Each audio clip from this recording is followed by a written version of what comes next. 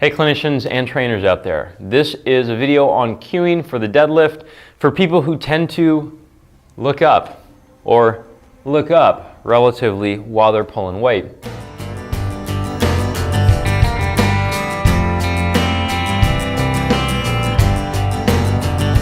Now I'm making this cueing series for you guys so you just see some of the different cues that work for me.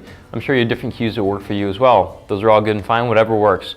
So the first thing we have to consider that with people like this is that oftentimes that their eyes will lead them to the extension that we're trying to get away from. So I'm going to deadlift this kettlebell off of this block right here because I think we should all be lifting off blocks. And we're just going to see how this one cue change works. Now first thing here, let me bring this GoPro down a little bit. Here we go. Okay. Oh, now you can't see my head. Okay. We're gonna make this work. All right.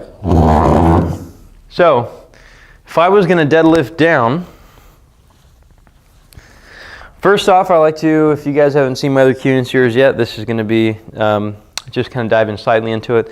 I like to tell them to hold it like there's a penguin holding an egg. Just make sure you're cupping it just like that, both sides, and then spread wide. But just making sure it's below them. Slide down, crush oranges under the shoulders, slide down, act like this is the sword in the stone, and they shouldn't be able to pull it up off the ground because I really don't want them to move before they actually start to find the proper position. Deep breath in, and then they're going to start driving the weight or driving their feet. Now right now I'm looking out in this vantage point right here, but it's really common for people to go like this. Okay? Here's what I typically do.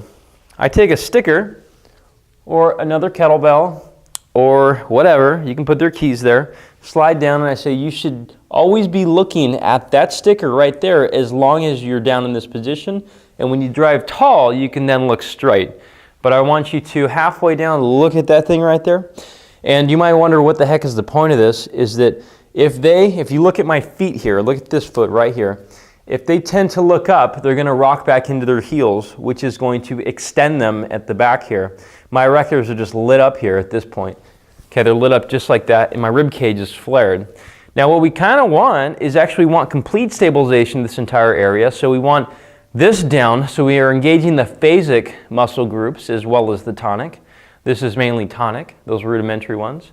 So there, and also you can simulate that as well by getting them to drive their toes towards the ground as well, so they don't rock totally back in their heels. I like to say 3 points of contact, there. Drill them all down, come on down, look at that point, get all set, drive the weight. I hope this was helpful. Use anything you want to in the clinic, and again, if these videos are helpful to you, please share them with your patients, share them with your colleagues. I make them for you guys, for the clinicians and trainers to share with their people, okay? I tend to think scratching my own itch is a great thing. My own itch is that a lot of times I show these things and people are like, well, I forgot what it was. And that's great and fun and all, but at the same time, it's easier for me to just share a video. So that's why I do these things for you guys. So there's a correlated video at the top. Feel free to look at that one as well. It's to something that's very similar to this. Or there's a link down there which you can find an article that I've done on a correlated topic to this exact thing right here as well.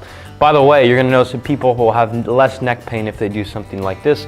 They'll also probably have less low back pain as well. Now, listen to the podcast. Talk to you guys soon. See you next week.